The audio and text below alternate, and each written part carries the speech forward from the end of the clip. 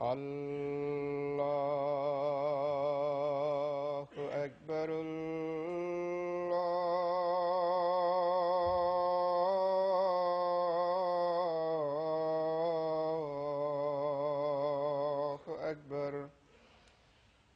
الله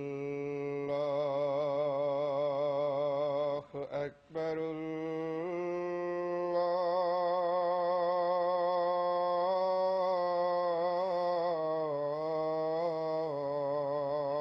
الله أكبر. أشهد أن لا إله إلا الله. أشهد أن لا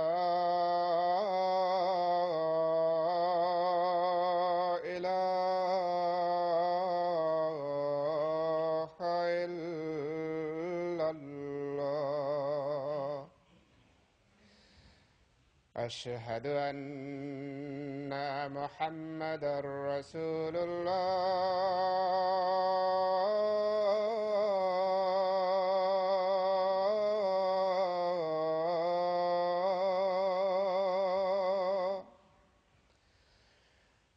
أشهد أن محمدًا رسول الله. حي على الصلاة.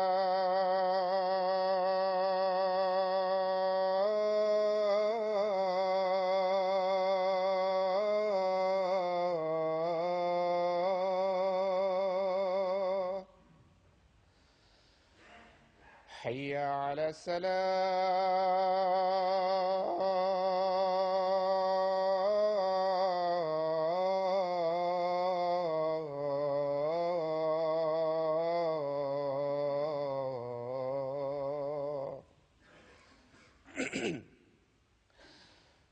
حي على الفلاح.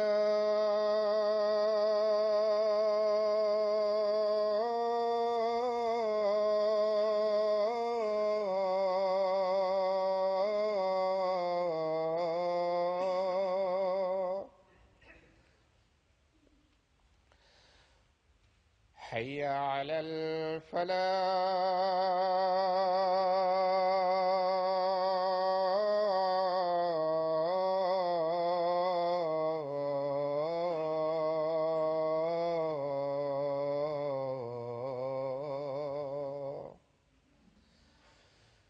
الله أكبر.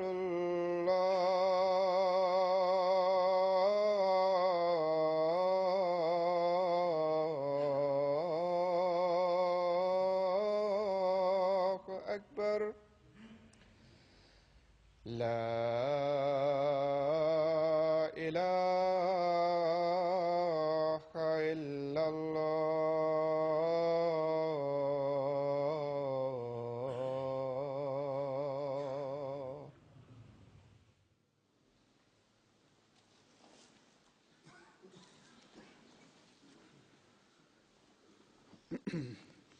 السلام عليكم ورحمة الله.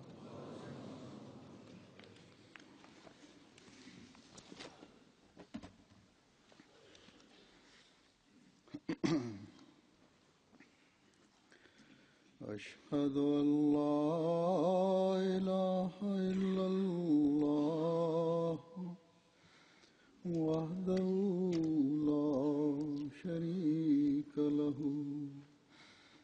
وأشهد أن محمدًا عبده ورسوله. أما بعد فأعوذ بالله من الشيطان الرجيم. بسم الله الرحمن الرحيم الحمد لله رب العالمين الرحمن الرحيم مالك يوم الدين إياك نعبد وإياك نستعين اهدنا الصراط المستقيم صراط الذين أنعمت عليهم غير المغضوب عليهم ولا الضالين بسم الله الرحمن الرحيم إنا أنزلناه في ليلة القدر وما أدراك ما ليلة القدر ليلة القدر خير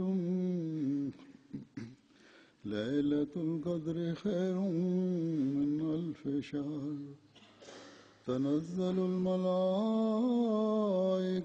والروح فيها بإذن ربهم من كل أمر سلام هي حتى مطلع الفجر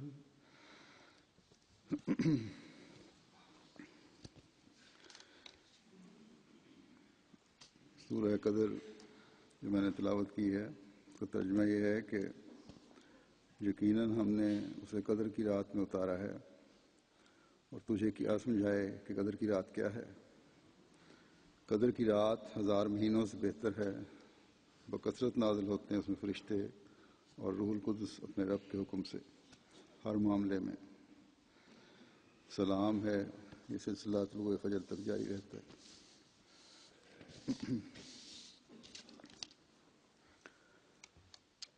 انشاءاللہ تعالی چند دن تک ہم رمضان کے آخری عشرے میں داخل ہوں گے،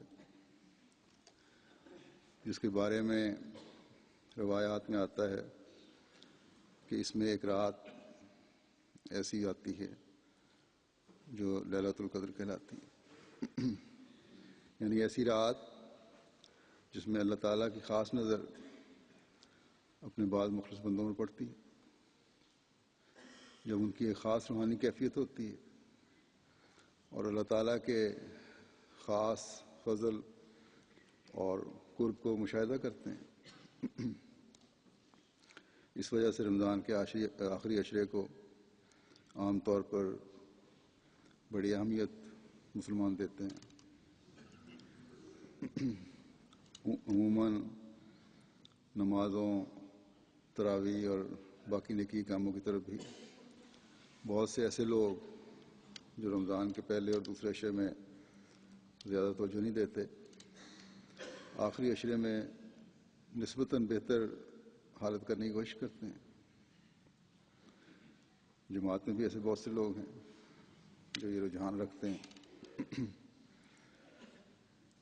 اور اس عشرے میں تہجد اور نوافل کی ادائیگی کی طرف بہت توجہ دیتے ہیں۔ جیسا کہ میں نے کہا، اس کی وجہ یہی ہے کہ بعض احادیث سے ثابت ہے اور اس بات کی وضاحت ہوتی ہے کہ اس عشرے میں ایک رات ہے جو لیلۃ القدر کہلاتی ہے، ایسی رات جو بڑی اہمیت کی حامل رات ہے۔ لیکن اگر صرف ہم اس آخری عشرے کے لیے ہی کوشش کریں اور باقی سارا سال کوئی ایسی کوشش نہ ہو، تو کیا یہ چیز ایک انسان کو حقیقی مومن اور عابد بنا سکتی ہے؟ جبکہ خدا تعالیٰ تو کہتا ہے دوسری جگہ پہ کہ جنوں اور انسانوں کو پیدائش کا مقصد جو میں نے جنوں اور انسانوں کی پیدائش کا مقصد اس کی عبادت کرنا ہے. یہ بات کہ صرف ایک رات میں عبادت کر لو یا ایک رات کی تلاش میں 10 دن عبادت کر لو تو تمہاری ساری زندگی کی باتیں پوری ہو جائیں گی، ایک انسان کو اللہ تعالیٰ کے اس حکم سے دور لے جائے گی کہ تمہارا مقصد پیدائش عبادت کرنا ہے. اللہ تعالیٰ کے حضور جھکے رہنا ہے. ایک روایت میں آتا ہے زرہ بن حبیش کہتے ہیں کہ میں نے حضرت ابی بن کعب رضی اللہ تعالیٰ عنہ سے پوچھا کہ آپ کے بھائی ابن مسعود کہتے ہیں کہ جو سارا سال عبادت کرے وہ لیلۃ القدر کو پائے گا. انہوں نے کہا اللہ ان پر رحم کرے، ان کا مقصد یہ ہے کہ لوگ صرف اسی ایک رات پر تکیہ نہ کر لیں، ورنہ وہ خوب جانتے ہیں کہ وہ رات رمضان میں آتی ہے اور یہ کہ آخری عشرے میں آتی ہے. تو صحابہ تو اس بات کی گہرائی سے واقف تھے کہ صرف آخری عشرے کی باتیں لیلۃ القدر دیکھنے کا باعث نہیں بن جاتی، بلکہ انسان کو اپنے مقصد پیدائش کو سامنے رکھتے ہوئے جب اللہ تعالیٰ کے قرب کے حصول کی طرف توجہ پیدا ہوتی ہے تو خدا تعالیٰ اگر چاہے تو اپنے بندوں کی تسلی کے لیے ان کو اپنے خاص فضل سے نوازتے ہوئے ان سے اپنے قرب کا اظہار کرنے کے لیے وہ کیفیت پیدا کر دیتا ہے، وہ حالت پیدا کر دیتا ہے جس میں جب کہ یہ خاص رات جو ہے میسر آ جاتی ہے قابل بندے کو، اور ایک عجیب روحانی کیفیت میں اللہ تعالیٰ کا بندہ ہو جاتا ہے. بس اللہ تعالیٰ نے ایک مومن سے اس کے ایمانی عہد اور بندگی کے عہد کو پورا کرنے پر، جس میں ہر لمحہ ایک مومن کے عمل میں ترقی نظر آتی ہے اور آنی چاہیے، اور رمضان کے روزے اور قرآن کریم کی تلاوت اور اسے سمجھنا اور عبادتوں کے معیار بلند کرنے کی کوشش اس لیے کرنا کہ یہ رمضان میرے معیار عبودیت اور بندگی کو مزید بڑھائے گا. ایک کوشش اور شوق کے ساتھ بلند معیار حاصل کرنے کے لیے مومن جب جت جاتا ہے تو اللہ تعالیٰ جو اپنے بندے پر بے انتہا مہربان ہے، جو اپنے وعدوں کا پورا کرنے والا ہے، جب وہ دیکھتا ہے کہ بندہ اپنی تمام تر صلاحیتوں اور اللہ تعالیٰ کے حکموں پر عمل کرتے ہوئے، اپنی تمام تر صلاحیتوں کے ساتھ اور اللہ تعالیٰ کے حکم پر عمل کرتے ہوئے میرے ان الفاظ کو سامنے رکھ کر کہ اجیب و دعوت داعی اذا دعان، میں دعا کرنے والے کی دعا سنتا ہوں، تو اللہ کہتا ہے جب وہ مجھے پکارتا ہے، مجھ سے دعا مانگتا ہے، تو اللہ تعالیٰ فرماتا ہے میں نہ صرف اس کی دعا سنتا ہوں بلکہ رمضان کے آخری عشرے میں جو میں نے اپنے بندوں کے لیے ایک لیلۃ القدر کے پانے کا کہا ہے وہ بھی عطا کرتا ہوں. آسمان سے اتر کر بندوں کے قریب تر آ جاتا ہوں اور کہتا ہوں کہ آج کی رات تم مانگو میں تمہیں عطا کروں گا. بس جب بندہ اپنا عہد پورا کرتا ہے تو اللہ تعالیٰ بھی قبولیت دعا بلکہ روحانی مقام میں اضافے کے وعدے کو پورا فرماتا ہے.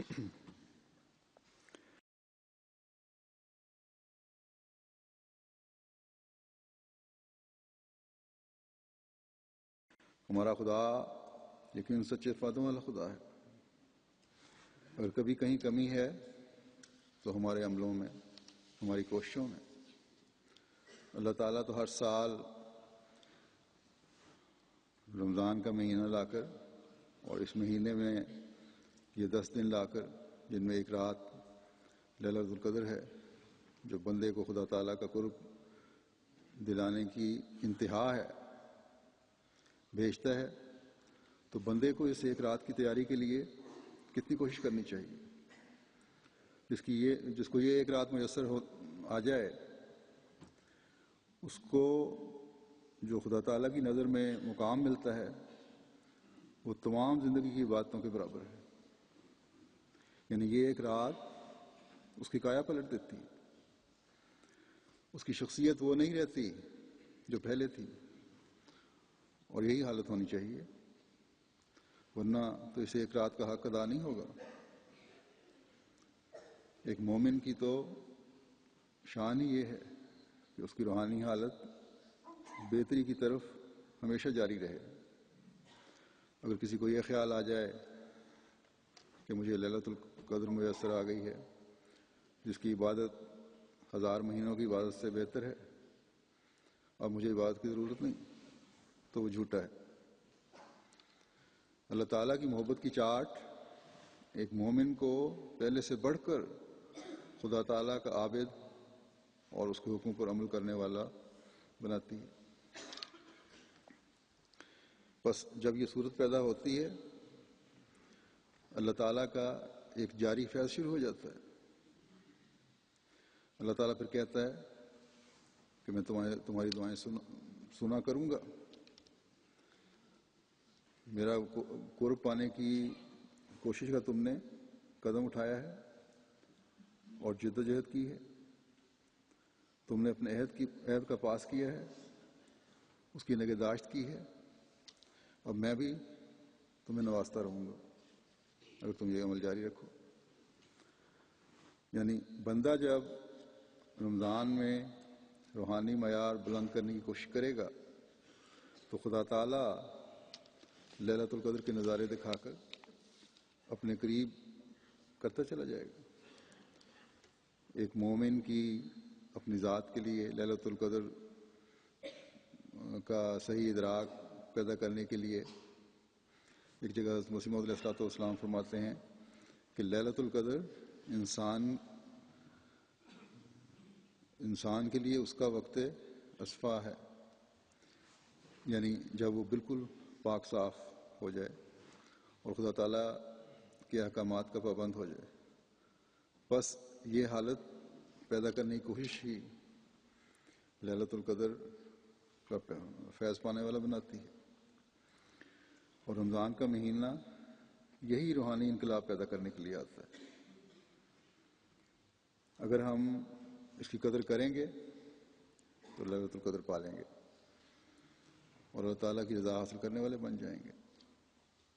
جیسا کہ میں نے ایک روایت بیان کی ہے کہ لیلۃ القدر رمضان کے آخری عشرے میں تلاش کرو. اس بارے میں بعض اور حدیث میں نے لی ہیں جو میں بیان کرتا ہوں، جس سے اس آخری عشرے کی اہمیت اور آن حضرت صلی اللہ علیہ وسلم کے خاص اہتمام کے بارے میں پتہ چلتا ہے. کس طرح آپ اہتمام فرمایا کرتے تھے. حضرت عائشہ رضی اللہ تعالیٰ عنہا سے روایت ہے کہ جب رمضان کا آخری عشرہ شروع ہوتا تو نبی صلی اللہ علیہ وسلم اپنی کمر کس لیتے اور رات بھر جاگتے رہتے. یعنی نیند بہت کم ہوتی ہوگی، سوتے تو تھے کچھ لیکن بہت کم نیند، اور اپنے گھر والوں کو بھی جگاتے. بس اس حدیث میں یہ واضح ہے کہ آخری عشرے میں نہ صرف آن حضرت صلی اللہ علیہ وسلم خود اپنی عبادت میں پہلے سے کئی گنا بڑھ جاتے تھے، آن حضرت صلی اللہ علیہ وسلم کی عام دنوں کی باتوں کی لمبائی اور خوبصورتی کا بھی ہم اندازہ نہیں کر سکتے. یہی حضرت عائشہ نے جواب دیا تھا ایک دفعہ. تو اس عشرے میں کیا حالت ہوتی ہوگی، یہ تصور سے بھی باہر ہے. اور پھر جو انعامات کی اور فضلوں کی بارش خدا تعالیٰ کی طرف سے ہو رہی ہوتی ہے، جس کا سب سے زیادہ فہم و ادراک آن حضرت صلی اللہ علیہ وسلم کو ہی تھا. یا جو اللہ تعالیٰ کے فضلوں کی بارش اس عشرے میں ہوتی ہے، آپ یہ کس طرح برداشت کر سکتے تھے کہ میرے اہل خانہ اس سے محروم رہیں؟ اس لیے آپ ان کو بھی اٹھاتے اور پھر جو روحانی حالت اور کیفیت ہوتی ہوگی اس کا انداز بھی عجیب ہوتا ہوگا یقیناً۔ بس یہ نمونہ آپ صلی اللہ علیہ وسلم نے ہمارے لیے قائم فرمایا۔ اللہ تعالیٰ ہمیں بھی توفیق دے کہ یہ حالت اپنے میں اور اپنے گھروں میں پیدا کرنے کی کوشش کرنے والے بنے۔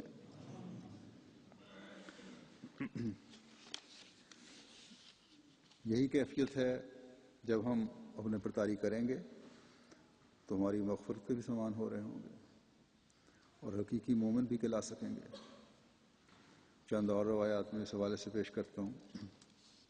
حضرت ابو ہریرہ رضی اللہ تعالیٰ عنہ نے نبی صلی اللہ علیہ وسلم سے روایت کی، آپ صلی اللہ علیہ وسلم نے فرمایا کہ جو بجذبہ ایمان رضائے الہی کی غرض سے ماہ رمضان میں روزے رکھے تو اس کے جو گناہ پہلے ہو چکے ہوں ان کی مغفرت کی جائے گی، اور جو لیلۃ القدر میں جوش ایمان میں رضائے الہی کی غرض سے رات کو اٹھے تو اس کے جو گناہ پہلے ہو چکے ہیں ان کی مغفرت کی جائے گی۔ سفیان کی طرح دوسری روایت میں حوالہ دیا ہوا تھا، ایک دوسری روایت میں بھی اسی طرح ہے۔ بس رمضان کے روزے بھی مشروط ہیں ایمان میں مضبوطی اور اللہ تعالیٰ کی رضا سے، ورنہ بھوکے رہنے سے تو اللہ تعالیٰ کو کوئی غرض نہیں ہے۔ اور لیلۃ القدر بھی مشروط ہے خدا تعالیٰ کی رضا کے حصول سے، خالص ہو کر اللہ تعالیٰ کی رضا حاصل کرنے کے لیے۔ صرف دنیاوی اغراض سے صرف لیلۃ القدر مجھے مل جائے تو میں یہ دعا کروں گا میری دنیاوی مقاصد پورے ہو جائیں، تو یہ غرض نہیں ہے۔ نیکیوں کے حصول کی کوشش ہونی چاہیے، بلکہ سب سے مقدم دعاؤں میں اللہ تعالیٰ کی رضا ہو۔ پھر اس کی اہمیت پر زور دیتے ہوئے ایک جگہ حضرت صلی اللہ علیہ وسلم نے اس طرح توجہ دلائی ہے۔ عقبہ جو حریث کے بیٹے ہیں ان سے روایت ہے، وہ کہتے ہیں کہ میں نے حضرت عبداللہ بن عمر رضی اللہ عنہ سے سنا، وہ کہتے ہیں رسول اللہ صلی اللہ علیہ وسلم نے فرمایا تم اسے آخری عشرے میں تلاش کرو۔ آپ کی مراد لیلۃ القدر سے تھی۔ اگر تم میں سے کوئی کمزور ہو جائے یا عاجز رہ جائے تو آخری 7 راتوں میں ہرگز مغلوب نہ ہو جائے۔ بس دیکھیں کس قدر تاکید ہے کہ اگر کسی وجہ سے رمضان سے صحیح فیض نہیں بھی اٹھا سکے اور یہ خواہش رکھتے ہو کہ حقیقی مومن بنوں تو اس عشرے یا 7 دن میں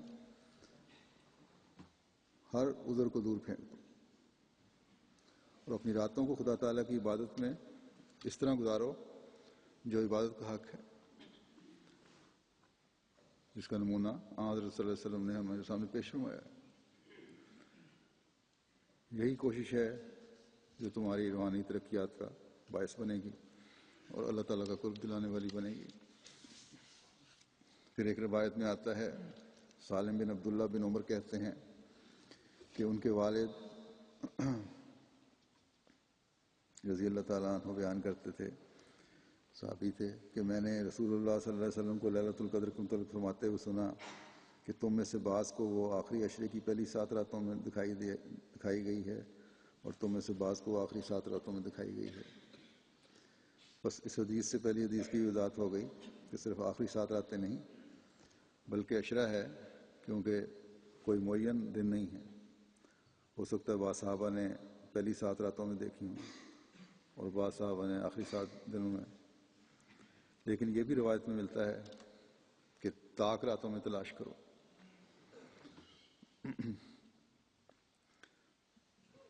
بہرحال جو بھی دیکھتا ہے اس پر اللہ تعالیٰ کا یہ خاص فضل ہے۔ لیلۃ القدر سے گزرنے کے بعد اس کی قدر کرنا بھی ضروری ہے، جیسا میں نے کہا، اور وہ اسی طرح ہوگی کہ پھر انسان میں ایک ایسی تبدیلی آئے جو روحانی ترقی کی طرف ہر آن لے جاتی رہے اور بڑھاتی رہے۔ یہ باتیں جو میں نے بیان کی ہیں یہ لیلۃ القدر کا ایک پہلو ہے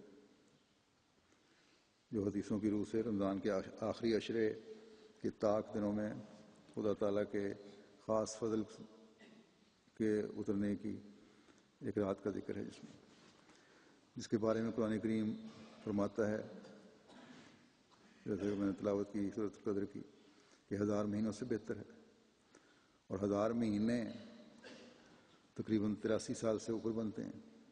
یعنی اگر یہ رات میسر آ جائے تو انسان کی زندگی بھر کی دعائیں جو خدا تعالیٰ کی نظر میں ایک مومن کی بہتری کے لیے ہیں وہ قبول ہو جاتی ہیں۔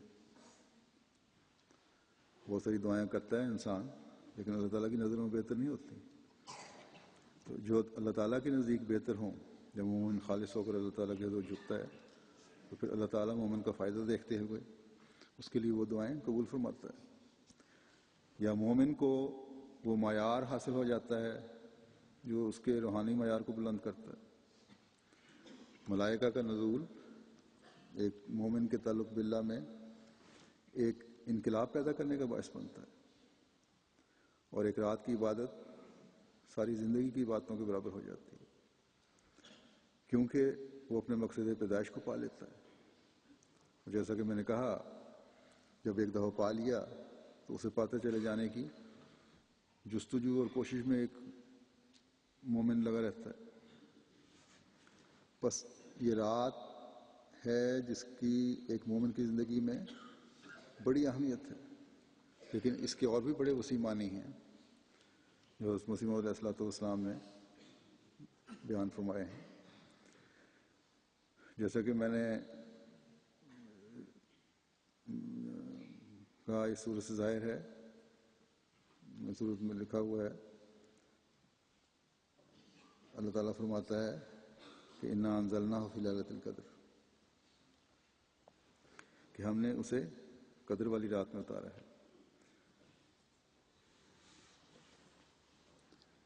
کس چیز کو قدر والی رات میں اتارا ہے؟ یہ وہ مکمل اور کامل شریعت ہے جو قرآن کریم کی صورت میں اللہ تعالیٰ نے نازل فرمائی۔ یہ ایک تو رمضان میں قرآن کریم کے نازل ہونے کی طرف اشارہ ہے، جیسے قرآن کریم میں اللہ تعالیٰ فرماتا ہے کہ شہر رمضان الذی انزل فیہ القرآن، یہ رمضان کا مہینہ ہے جس میں قرآن کریم اتارا ہے، اور اس رمضان میں وہ لیلۃ القدر ہے جو 1000 مہینوں سے بہتر ہے۔ بس مختصر یہ ہے کہ رمضان کے مہینے میں رمضان کا نزول شروع ہوا، اور جیسا کہ روایات سے پتہ چلتا ہے اس مہینے میں جبرائیل علیہ السلام اس کی دہرائی بھی کروایا کرتے تھے حضرت صلی اللہ علیہ وسلم کو۔ پھر اس کا یہ مطلب بھی ہے کہ زمانے کی ضرورت اس بات کی متقاضی تھی کہ کوئی کامل ہدایت اترے، کیونکہ وہ ایک اندھیرا زمانہ تھا، جیسے قرآن کریم میں اللہ تعالیٰ فرماتا ہے کہ ظہر الفساد فی البر والبحر، خشکی اور تری میں فساد برپا تھا۔ بس وہ زمانہ جس میں یہ فساد برپا تھا یہ تقاضا کر رہا تھا کہ ہدایت آئے، اور اللہ تعالیٰ نے اس زمانے کی اس اہمیت کی وجہ سے جو خشکی اور تری میں فساد برپا تھا، جس کی نظیر نہ پہلے زمانوں میں ملتی تھی نہ بعد کے زمانے میں ملتی، اس لیے کامل ہدایت کی ضرورت تھی۔ بس اللہ تعالیٰ نے اپنی کامل کتاب نازل فرمائی۔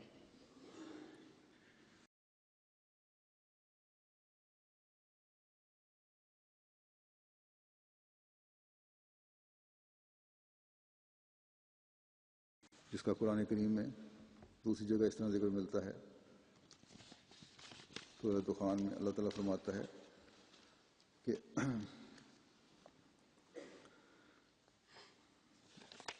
حامیم والکتاب المبین انا انزلناہ فی لیلۃ مبارکۃ انا کنا منذرین فیہا یفرق کل امر حکیم امرم من عندنا انا کنا مرسلین رحمتوں من ربک انہ هو السمیع العلیم۔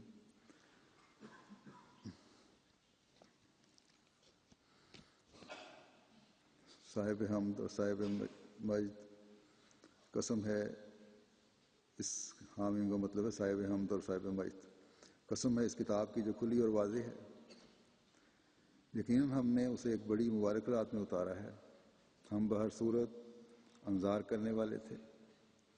اس رات میں ہر حکمت والے معاملے کا فیصلہ کیا جاتا ہے، ایک ایسے امر کے طور پر جو ہماری طرف سے ہے، یقیناً ہم ہی رسول بھیجنے والے ہیں رحمت کے طور پر تیرے رب کی طرف سے، بے شک وہی بہت سننے والا اور دائمی علم رکھنے والا ہے۔ بس یہ مبارک زمانہ اور مبارک رات ہے جس میں اللہ تعالیٰ نے انسانوں پر رحم فرماتے ہوئے کھلی، واضح، روشن اور ہدایت سے پر کتاب اتاری، اس انسان کامل پر جو انسانیت کی ہدایت کے لیے بے چین تھا، جو چاہتا تھا کہ بندہ اپنے پیدا کرنے والے کے آگے جھکے بجائے اس کے کہ بتوں کی پوجا کرے، جو چاہتا تھا کہ بندہ اللہ تعالیٰ جو واحد و یگانہ ہے اسے تمام طاقتوں کا مالک اور بخشنہار سمجھے، بجائے اس کے کہ ایک عاجز انسان کو خدا کا بیٹا بنا کر اس کی موت کو اپنی نجات کا ذریعہ بنا لے۔ وہ کامل رسول چاہتا تھا کہ انسان ظلموں سے بچے، اور جہاں خدا تعالیٰ کے حق ادا ہوں وہاں اللہ تعالیٰ کے بندوں کے بھی حق ادا ہوں۔ بس اللہ تعالیٰ نے اس انسان کامل کی دعاؤں کو سنا اور انسان کامل پر قرآن کریم کی کامل شریعت اتاری، وہ کامل کتاب اتاری جو نہ صرف 1400 سال پہلے کے اندھیرے زمانے میں ہدایت کا موجب بنی، بلکہ تا قیامت اب اس کامل کتاب نے ہر اندھیرے کو دور کرنے کا باعث بننا ہے، اور اس رسول نے اب تا قیامت خاتم الانبیاء اور آخری شرعی نبی رہنا ہے۔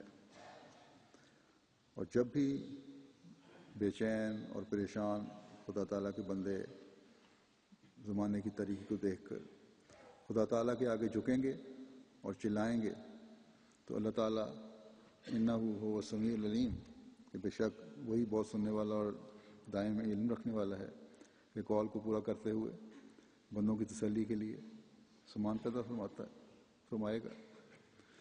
اور اس زمانے میں اللہ تعالیٰ نے اپنے وعدوں کے مطابق اور آن حضرت صلی اللہ علیہ وسلم کی پیشگوئی کے مطابق آپ کے عاشق صادق کو آپ صلی اللہ علیہ وسلم کی غلامی میں بھیجا۔ اس غلام صادق اور مسیح مہدی نے جو ليلۃ القدر کی تفسیر فرمائی ہے ایک جگہ، وہ بیان کرتا ہوں۔ آپ فرماتے ہیں کہ ایک نہایت لطیف نکتہ جو سورۃ القدر کے معانی پر غور کرنے سے معلوم ہوتا ہے یہ ہے کہ خدا تعالیٰ نے اس صورت میں صاف اور صریح لفظوں میں فرما دیا ہے کہ جس وقت کوئی آسمانی مسلح زمین پر آتا ہے تو اس کے ساتھ فرشتے آسمان سے اتر کر مستعد لوگوں کو حق کی طرف کھینچتے ہیں۔ بس ان آیات کے مفہوم سے یہ جدید فائدہ حاصل ہوتا ہے کہ اگر سخت ضلالت اور غفلت کے زمانے میں یک دفعہ ایک خارق عادت طور پر انسانوں کے قوا میں خود بخود مذہب کی تفتیش کی طرف حرکت پیدا ہونی شروع ہو جائے تو وہ اس بات کی علامت ہوگی کہ کوئی آسمانی مصلح پیدا ہو گیا ہے، کیونکہ بغیر روح القدس کے نزول کے وہ حرکت پیدا ہونا ممکن نہیں، اور وہ حرکت حسب استعداد و طباع دو قسم کی ہوتی ہے، حرکت تامہ اور حرکت ناقصہ۔ حرکت تامہ وہ حرکت ہے جو روح میں صفائی اور سادگی بخش کر اور عقل اور فہم کو کافی طور پر تیز کر کے روح بحق کر دیتی ہے، اور حرکت ناقصہ وہ ہے جو روح القدس کی تحریک سے عقل اور فہم تو کسی قدر تیز ہو جاتا ہے مگر باعث عدم سلامت استعداد کے وہ روح بحق نہیں ہو سکتا، بلکہ مصداق اس آیت کا ہو جاتا ہے کہ فی قلوبہم مرض فزادہم اللہ مرضا، یعنی عقل اور فہم کے جنبش میں آنے سے پچھلی حالت اس شخص کی پہلی حالت سے بدتر ہو جاتی ہے، جیسا کہ تمام نبیوں کے وقت میں یہی ہوتا رہا کہ جب ان کے نزول کے ساتھ ملائک کا نزول ہوا تو ملائک کی اندرونی تحریک سے ہر یک طبیعت عام طور پر جنبش میں آ گئی۔ تب جو لوگ راستی کے فرزند تھے وہ ان راست بازوں کی طرف کھینچے چلے آئے، اور جو شرارت اور شیطان کی ضروریت تھے وہ اس تحریک سے خواب غفلت سے جاگ تو اٹھے اور دینیات کی طرف متوجہ بھی ہو گئے، لیکن باعث نقصان استعداد حق کی طرف باعث نقصان استعداد حق کی طرف رخ نہ کر سکے، سو فعل ملائکہ کا جو ربانی مسلح کے ساتھ اترتے ہیں ہر یک انسان پر ہوتا ہے، لیکن اس فعل کا نیکوں پر نیک اثر اور بدوں پر بد اثر پڑتا ہے۔ اور جیسا کہ ہم ابھی اوپر بیان کر چکے ہیں، یہ آیت کریمہ فی قلوبہم مرض فزادہم اللہ مرضا اسی مختلف طور کے اثر کی طرف اشارہ کرتی ہے۔ فرمایا یہ بات یاد رکھنے کے لائق ہے کہ ہر نبی کے نزول کے وقت ایک لیلۃ القدر ہوتی ہے، جس میں وہ نبی اور وہ کتاب جو اس کو دی گئی ہے آسمان سے نازل ہوتی ہے اور فرشتے آسمان سے اترتے ہیں، لیکن سب سے بڑی لیلۃ القدر وہ ہے جو ہمارے نبی صلی اللہ علیہ وسلم کو عطا کی گئی ہے۔ در حقیقت اس لیلۃ القدر کا دامن حضرت صلی اللہ علیہ وسلم کے زمانے سے قیامت تک پھیلا ہوا ہے، اور جو کچھ انسانوں میں دلی اور دماغی قوا کی جنبش حضرت صلی اللہ علیہ وسلم کے زمانے سے آج تک ہو رہی ہے وہ لیلۃ القدر کی تاثیریں ہیں۔ صرف اتنا فرق ہے کہ سعیدوں کے عقلی قوا میں کامل اور مستقیم طور پر وہ جنبشیں ہوتی ہیں، اور اشقیاء کے عقلی قوا ایک کج اور غیر مستقیم طور سے جنبش میں آتے ہیں۔ اور جس زمانے میں حضرت صلی اللہ علیہ وسلم کا کوئی نائب دنیا میں پیدا ہوتا ہے تو یہ تحریکیں ایک بڑی تیزی سے اپنا کام کرتی ہیں، بلکہ اسی زمانے سے کہ وہ نائب رحم مادر میں آوے پوشیدہ طور پر انسانی قوا کچھ جنبش شروع کرتے ہیں، اور حسب استعداد ان میں ایک حرکت پیدا ہو جاتی ہے، اور اس نائب کو نیابت کے اختیارات ملنے کے وقت تو وہ جنبش نہایت تیز ہو جاتی ہے۔ پس نائب رسول اللہ صلی اللہ علیہ وسلم کے نزول کے وقت جو لیلۃ القدر مقرر کی گئی ہے وہ در حقیقت اس لیلۃ القدر کی ایک شاخ ہے، یا یوں کہو کہ اس کا ایک ذل ہے جو حضرت صلی اللہ علیہ وسلم کو ملی ہے۔ خدا تعالیٰ نے اس لیلۃ القدر کی نہایت درجہ کی شان بلند کی ہے، جیسا کہ اس کے حق میں یہ آیت کریمہ ہے کہ فیہا یفرق کل امر حکیم، یعنی اس لیلۃ القدر کے زمانے میں جو قیامت تک ممتد ہے، ہر یک حکمت اور معرفت کی باتیں دنیا میں شائع کر دی جائیں گی، اور انواع و اقسام کے علوم غریبہ و فنون نادرہ اور صناعات عجیبہ صفحہ عالم میں پھیلا دیے جائیں گے، اور انسانی قوا میں موافق ان کی مختلف استعدادوں اور مختلف قسم کے امکان، بسطت علم اور عقل کے جو کچھ لیاقتیں مخفی ہیں یا جہاں تک وہ ترقی کر سکتے ہیں، سب کچھ بمنصہ ظہور لایا جائے گا۔ لیکن یہ سب کچھ ان دنوں میں پرزور تحریکوں سے ہوتا رہے گا کہ جب کوئی نائب رسول اللہ صلی اللہ علیہ وسلم دنیا میں پیدا ہوگا۔ در حقیقت اسی آیت کو سورۃ الزلزال میں مفصل طور پر بیان کیا گیا ہے، کیونکہ سورۃ الزلزال سے پہلے سورۃ القدر نازل کر کے یہ ظاہر فرمایا گیا ہے کہ سنت اللہ اسی طرح پر جاری ہے کہ خدائے تعالیٰ کا کلام لیلۃ القدر میں ہی نازل ہوتا ہے، اور اس کا نبی لیلۃ القدر میں ہی دنیا میں نزول فرماتا ہے، اور لیلۃ القدر میں ہی وہ فرشتے اترتے ہیں جن کے ذریعے سے دنیا میں نیکی کی طرف تحریکیں پیدا ہوتی ہیں، اور وہ ضلالت کی پرظلمت رات سے شروع کر کے طلوع صبح صداقت تک اسی کام میں لگے رہتے ہیں کہ مستعد دلوں کو سچائی کی طرف کھینچتے رہیں۔ بس یہ ہے وہ خوبصورت وضاحت، اس کا ذکر مختلف رنگ میں آپ نے، جیسا کہ میں نے کہا، مختلف جگہوں پہ کیا ہے، مختلف کتابوں میں کیا ہے. یہ ایک نمونہ ہے.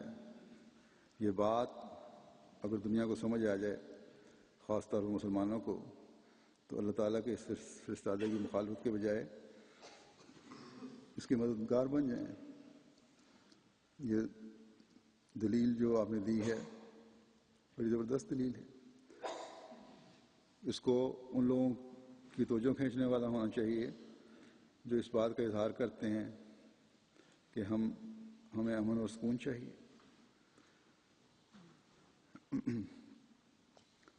اور زمانے کی اصلاح کے لیے کسی مسئلے کی تلاش میں ہیں، یا مسیح و مہدی کے زمانے کی حدیث میں بیان کی گئی نشانیوں کے مطابق مسیح و مہدی کی آمد کے منتظر ہیں.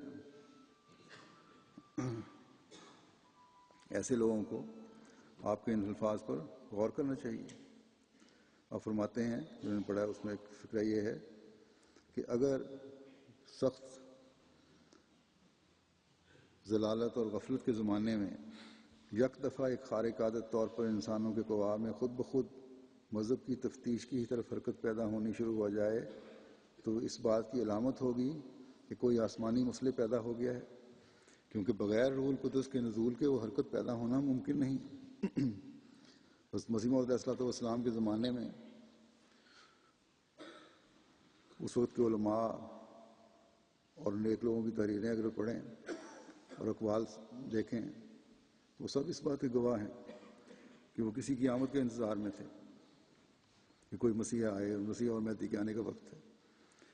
لیکن جب حضرت مسیح موعود علیہ السلام نے دعویٰ فرمایا تو انہی میں سے ایک طبقہ مخالفت میں بڑھ گیا، اور بہت سو نے اپنی دنیا و آخرت سنوارنے کے بجائے بگاڑ لی، اور بہت سے ایسے تھے جنہوں نے اپنی دنیا و آخرت سنوارنے کے سامان کر لیے. اور آج تک یہ بے چینی لوگوں میں ہے. مختلف وقتوں میں سوال اٹھتے رہتے ہیں اور وقتاً فوقتاً یہ اخباروں میں بیان آتے رہتے ہیں. کسی کو مسیحا کی ضرورت ہے، کوئی کہتا ہے کہ مسلم امہ کو سنبھالنے کے لیے خلافت کی ضرورت ہے. تو جب تک مسیح موعود نہیں آئے گا خلافت کس طرح جاری رہ سکتی ہے؟ تو یہ سب کچھ باتیں جو ہیں، یہ سب کچھ جو ہو رہا ہے، جب بیان جاری ہوتے ہیں، یہ احساسات ہیں لوگوں کے، یہ اس بات کی دلیل ہے کہ اللہ تعالیٰ کی طرف سے آنے والا آ گیا ہے. یہی دلیل حضرت مسلم صلی اللہ علیہ وسلم دی ہے. تبھی یہ سارا ارتعاش پیدا ہوا ہے دلوں میں. آپ نے فرمایا کہ جب اللہ تعالیٰ کا فرستادہ آتا ہے تو دو طرح کی حرکت ہوتی ہے، حرکت تامہ اور حرکت ناقصہ. ایک صحیح اور مکمل حرکت اور ایک کمزور اور نقص والی حرکت. حرکت تامہ سے جو صحیح حرکت ہے اس سے روح کی صفائی ہوتی ہے، خدا تعالیٰ سے ہدایت کی تلاش ہوتی ہے، تو اللہ تعالیٰ رہنمائی فرماتا ہے. عقل و فہم سے انسان کام لے کر حق کو پہچان لیتا ہے. بعض نشانات ظاہر ہوتے ہیں، ان کے اشارے سمجھ کر حق کو پہچان لیتا ہے. بعض صحیح لوگوں کو اللہ تعالیٰ ویسے بھی رہنمائی فرما دیتا ہے. حضرت صلی اللہ علیہ وسلم کے زمانے میں ایسے سعید فطرت لوگ تو آپ کو پہچان گئے جن کے دلوں میں نیکی تھی، جنہوں نے اپنے دل جذبات کو صحیح راستے پر چلایا. لیکن ابو جہل جیسے لوگ جو اپنے زوم میں اپنے آپ کو عقل مند سمجھتے تھے، وہ محروم رہ گئے اور وہ ہلاک ہوئے.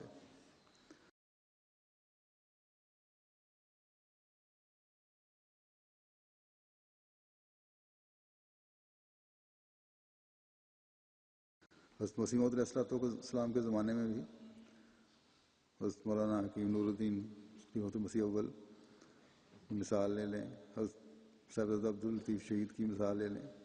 ان جیسے لوگ باوجود فاصلے کی دوری کے، ساری دوریوں کو سمیٹتے ہوئے، سارے فاصلوں کو سمیٹتے ہوئے آپ کے قدموں میں آ گئے اور قبول کر لیا. اور مولوی محمد حسین طالوی جیسے لوگ جو قریب رہنے والے تھے، جو بچپن کے دوست تھے، وہ اپنی اس دشمنی کی وجہ سے محروم رہ گئے. یہ محروم رہنے والے جو ہیں ان کے بارے میں آپ فرماتے ہیں کہ بباعث عدم سلامت استعداد کے روح بحق نہیں ہو سکتا، بس ان کی استعدادیں نیکی اور سلامتی کو قبول کرنے کی صلاحیت ہی نہیں رکھتی. ان کے دل ٹیڑھے ہوتے ہیں، دلوں میں تکبر ہوتا ہے اور خود پسندی ہوتی ہے. اس لیے اللہ تعالیٰ بھی ان کی مدد نہیں کرتا، ان کی رہنمائی نہیں کرتا، بلکہ ان کا مرض جو ہے بڑھتا چلا جاتا ہے. فزادہم اللہ مرضا. فرمایا کہ ایسے لوگوں کی عقل و فہم میں حرکت بجائے مثبت طرف چلنے کے منفی ہو جاتی ہے، اور اس منفی سوچ کی وجہ سے ان کی روحانی حالت جو ہے وہ بھی پہلی حالت سے بدتر ہو جاتی ہے. بس آج بھی یہی حال حضرت مسیح موعود علیہ الصلوۃ والسلام کے منکرین کا ہے. اپنے ذوم میں نیکی کی باتیں بھی کر رہے ہوتے ہیں تو ان کی نیکی کی باتوں کا اثر نہیں ہو رہا ہوتا. کیوں نہیں ہو رہا ہوتا؟ اس مخالفت کی وجہ سے کہ اللہ تعالیٰ کی جو وہ مسلمان کر رہے ہیں، اور پھر اللہ تعالیٰ کی تقدیر بھی اس کا منطقی نتیجہ پیدا کر رہی ہوتی ہے. جب اللہ تعالیٰ کے فرستادے کی مخالفت کی جائے تو زبان میں اثر بھی نہیں رہتا نیکی کی باتوں کا، برائی کی باتوں کا بے شک رہ جائے. ان کی باتوں میں روحانیت نہیں ہوتی، ہر بات بے دلیل ہوتی ہے. الفضل میں، انٹرنیشنل الفضل میں عربوں سے متعلق مضمون لکھتے ہیں طاہر ندیم صاحب، ان کے حالات.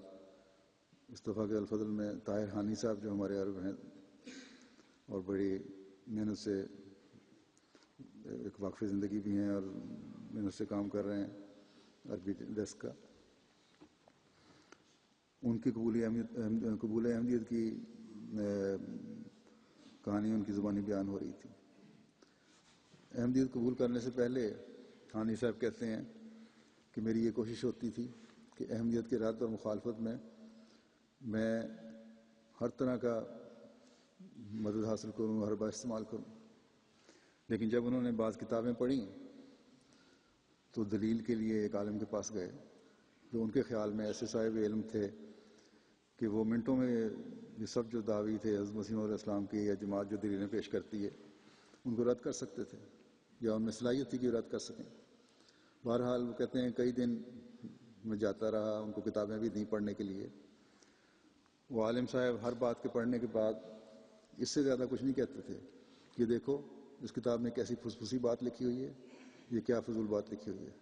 بجائے اس کے کوئی عقل سے، کوئی قرآن سے، کوئی حدیث سے اس کی دلیل دیتے یا اس کا رد کرتے. اسی طرح انہوں نے کہا کہ ایک دفعہ مصطفیٰ ثابت صاحب کے ساتھ میں نے ان کا مناظرہ کروا دیا تو وہاں بھی سوائے ساری رات وقت کا ضیاع ہوا اور کچھ بھی نہیں کیا انہوں نے. آخر انہوں نے اس نام نہاد عالم کو، جن کو بہت بڑا عالم سمجھتے تھے، چھوڑ دیا. اور پھر اللہ تعالیٰ نے ان کی حق کی طرف رہنمائی فرمائی. تو باوجود دینی علم ہونے کے اللہ تعالیٰ کے فرستادے کے زمانے میں ان سب دینی عالموں کی روحانیت اور مذہب کے معاملے میں دلائل ختم ہو جاتے ہیں، اور مخالفت کی وجہ سے جیسا کہ میں نے کہا روحانیت ختم ہو جاتی ہے. جب روحانیت ختم ہو جائے تو دینی فہم اور ادراک بھی نہیں رہتا، نہ رہ سکتا ہے. کیونکہ یہ تقویٰ سے آتا ہے اور خدا تعالیٰ سے تعلق سے آتا ہے. جب اللہ تعالیٰ کے بھیجے ہوئے کی مخالفت شروع ہو جائے تو تقویٰ بھی ختم ہو جاتا ہے. اس لیے حضرت مسیح علیہ الصلوۃ والسلام فرماتے ہیں کہ جو لوگ راستے کے فرزند تھے وہ راست بازوں کی طرف کھینچے چلے آئے، اور جو شرارت اور شیطان کی ضروریت تھے وہ اس تحریک سے خواب غفلت سے جاگ تو اٹھے اور دینیات کی طرف متوجہ بھی ہو گئے، لیکن وہ باعث نقصان استعداد حق کی طرف رخ نہ کر سکے. بس آج بھی ہم دیکھتے ہیں کہ دین کی رغبت کا دعویٰ تو ہے، لیکن روحانی رہنمائی نہ ہونے کی وجہ سے دین کے نام پر شیطانی عمل ہے. آج اگر جائزہ لیں تو مذہب کے نام پر خون ایسے ہی لوگ کرنے والے ہیں. اس اقتباس میں جو میں نے پڑھا حضرت مسیح موعود علیہ السلام کا لیلۃ القدر کے حوالے سے اہم بات جو حضرت مسیح موعود علیہ السلام نے بیان فرمائی ہے، ایک بہت اہم بات وہ یہ ہے کہ اصل لیلۃ القدر حضرت صلی اللہ علیہ وسلم کو عطا ہوئی، اور اس لیلۃ القدر کا زمانہ قیامت تک پھیلا ہوا ہے، اور اس کا نتیجہ ہے کہ نیک لوگ سیدھے راستے کی طرف آ رہے ہیں۔ آج بھی وہی فیض ہے اس لیلۃ القدر کا جو نیکی اور روحانیت میں ترقی کا باعث بن رہا ہے، لیکن جو بدبخت ہیں، بدقسمت ہیں، وہ راستے سے ہٹے ہوئے ہیں، وہ ہٹتے چلے جا رہے ہیں، ذریت شیطان بن رہے ہیں، تباہی کے گڑھے میں گرتے چلے جا رہے ہیں۔ حضرت صلی اللہ علیہ وسلم کا لیلۃ القدر کا زمانہ آپ کے نائب اور مسیح موعود کے ذریعے دوبارہ ذیلی طور پر قائم ہوا ہے۔ بس جیسا کہ میں نے بیان کیا ہے، اس زمانے کی لیلۃ القدر اور پہچان کر کے، لیلۃ القدر کی قدر اور پہچان کر کے ہم لیلۃ القدر کو پا سکتے ہیں۔ بس لوگوں کی حالتوں، دین پر صحیح ہونا اور سعید فطرت بنتے ہوئے فیض اٹھانا، یا اپنے زوم میں دین کے ٹھیکیدار بن کر دین کے نام پر ظلم و بربریت پھیلانا اور خون کرنا، اسی طرح مختلف طریقوں سے ایجادات کا پھیلاؤ، جن میں بعض ایجادات جو استعمال ہو رہی ہیں وہ انسانی قدروں اور اخلاق کی پامالی کا ذریعہ بن رہی ہیں، اور بعض ایسی بھی ہیں جو مومنوں کے فائدے کے لیے ہیں، کلام الہی اور علم و فضل کے پھیلانے کا ذریعہ بن رہی ہیں۔ تو یہ سب باتیں جو ہیں مثبت اور منفی، اللہ تعالیٰ کے بھیجے ہوئے کی آمد اور لیلۃ القدر ہونے کا ثبوت ہے۔ یہاں یہ بات بھی یاد رکھنے والی ہے کہ اللہ تعالیٰ فرماتا ہے کہ فرشتوں کے اترنے کا سلسلہ مطلع الفجر تک رہتا ہے۔ حضرت صلی اللہ علیہ وسلم کا زمانہ لیلۃ القدر کا وہ خاص زمانہ تھا جس میں فرشتے سلامتی لے کر اترتے رہے، یہاں تک کہ آپ کی اس دنیا سے واپسی کا وقت آ گیا۔ آپ نے کامیابیاں دیکھیں، فتوحات دیکھیں، اسلام کا غلبہ ہو گیا۔ یہ مطلع الفجر تھا، وہ زمانہ تو لوٹ کر نہیں آ سکتا۔ جب دین کامل ہوا، اللہ تعالیٰ کی نعمتیں پوری ہوئیں، کامل اور مکمل شریعت قرآن کریم کی صورت میں نازل ہوئی، تو وہ تو ایک دور تھا، وہ گزر گیا۔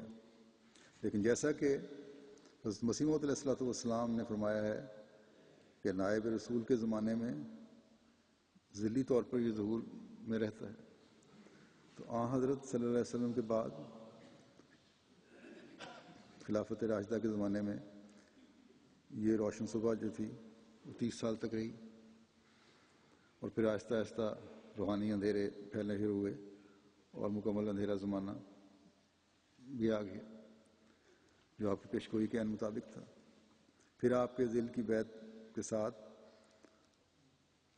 بعثت کے ساتھ، ذلی طور پر لیلۃ القدر کا ایک نیا زمانہ شروع ہو گیا۔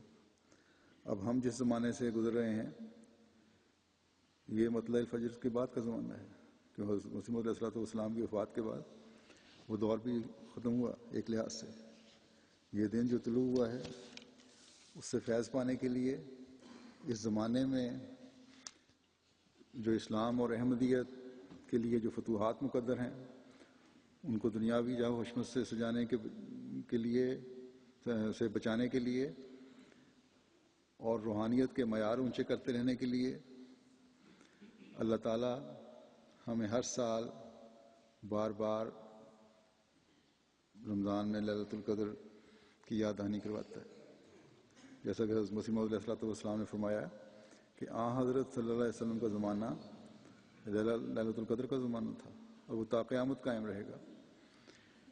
یعنی ایک لحاظ سے تو آپ کے وصال اور قرآن کریم کے اترنے کے ساتھ یہ ختم ہو گیا، اور طلوع فجر ہوا، لیکن ایک لحاظ سے جاری رہے گا کہ قرآن اور رمضان کے حق ادا کرو، امت کو یہ پیغام ہے۔ تو امت بھی رمضان میں ایک رات جو لیلۃ القدر کی رات کہلاتی ہے، اس سے فائدہ اٹھا سکتی ہے۔ اللہ تعالیٰ نے بار بار کے روحانی ماحول کو پیدا کر کے مومنوں پر احسان کیا ہے، بس اگر اس احسان کا احساس کرتے ہوئے ہم اپنے فرائض ادا کرتے رہیں گے تو آن حضرت صلی اللہ علیہ وسلم کے جاری فیض سے فائدہ اٹھاتے رہیں گے۔ اللہ تعالیٰ ہمیں اپنے انعامات سے ہمیشہ نوازتا رہے۔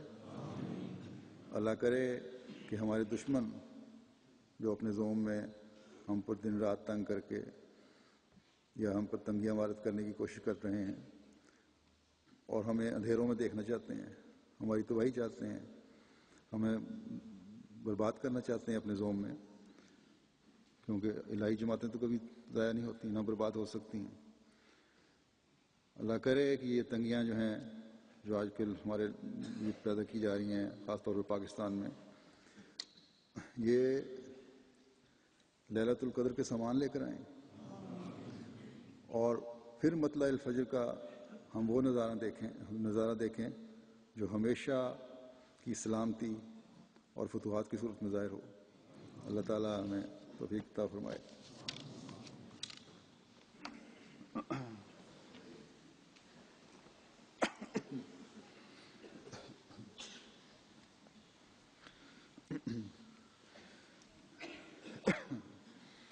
الحمد لله